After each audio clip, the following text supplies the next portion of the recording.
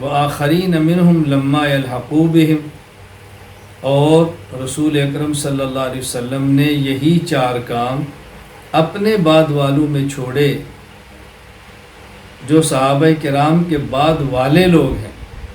ان کے لیے بھی ہیں۔ جب رسول اکرم صلی اللہ علیہ وسلم تو دنیا سے تشریف لے گئے، آپ نے قرآن کریم کے الفاظ بھی سکھائے، آپ نے تربیت بھی فرمائی، آپ نے قرآن کریم کا مطلب بھی سمجھایا، اور آپ نے قرآن کریم پر عمل کرنا اپنے مبارک عمل سے سکھایا، دنیا سے تشریف لے گئے۔ اب حضور اکرم صلی اللہ علیہ وسلم کے ورثاء، نبی کریم صلی اللہ علیہ وسلم کے جانشین، جنہوں نے یہ پیغمبرانہ کام بعد میں کرنے ہیں، ان کے بارے میں رسول اکرم صلی اللہ علیہ وسلم فرما رہے ہیں ان العلماء ورثۃ الانبیاء، یہ علماء انبیاء کے وارث ہیں، یہ علماء انبیاء کرام کے وارث ہیں۔ آدم سے لے کے حضور اکرم صلی اللہ علیہ وسلم تک یہ تمام انبیاء ہیں، اور آخر میں خاتم الانبیاء حضرت محمد مصطفیٰ صلی اللہ علیہ وسلم ہیں۔ تو علماء یہ وارث ہیں انبیاء کے۔ وَلَمْ يُوَرِّثُوا دِرْهَمًا وَلَا دِینَارًا،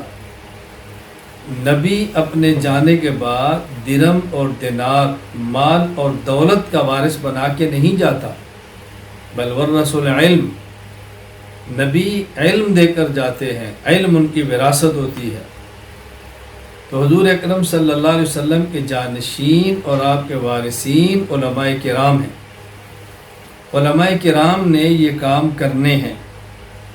قرآن کریم کے الفاظ بھی بتانے ہیں، اور تربیت بھی کرنی ہے، اصلاح بھی کرنی ہے، تزکیہ بھی کرنا ہے، اور قرآن کریم کا مطلب، معنی، مفہوم، تفسیر بھی سکھانی ہے، اور والحکمہ، پیغمبر پاک صلی اللہ علیہ وسلم کی عملی زندگی، سنت مبارک بھی امت کے سامنے لانی ہے۔ اب ظاہر ہے پیغمبر پاک کا وارث تو عالم ہے، عالم سے مراد صرف علوم کے الفاظ پڑھنے والا نہیں، ان کے پاس الفاظ بھی ہوں علم کے، اور ان کے پاس روح بھی ہو علم کی، علم کا ظاہر بھی ہو، علم کا باطن بھی ہو، الفاظ بھی ہوں، حقیقت بھی ہو، ظاہر بھی ہو اور باطن بھی ہو، یہ دونوں چیزیں ان کے پاس موجود ہونی چاہیے۔ اور رسول اکرم صلی اللہ علیہ وسلم نے جو علوم عطا فرمائے ہیں،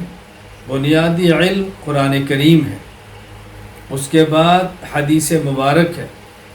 اس کے بعد فقہ مبارک ہے، یہ بنیادی علوم ہیں۔ علم القرآن، علم الحدیث اور علم الفقہ، یہ بنیادی، اور ان تینوں علوم کا جو خلاصہ ہے،